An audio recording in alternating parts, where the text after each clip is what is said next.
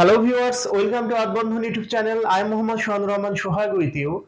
In this video, now I am showing you how to make switch in 2-pin and 3-pin socket wiring diagram. If you are new to my channel, please be subscribed and stay with me. Press the bell icon for more my video.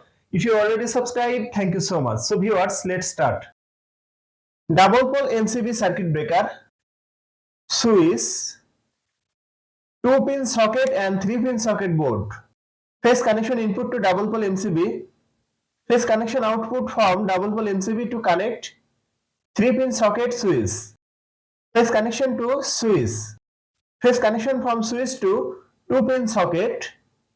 Neutral connection input to double pole MCB. Neutral connection output from double pole MCB to connect 3-pin socket neutral point. Neutral connection connected to 2-pin socket. Earth connection to 3-pin socket earthing point. So viewers, that's my video. If you like my video, please like and share my video to your friend. Share my video to your all social media. Thanks for watching my video and thanks for being with me. Thank you so much.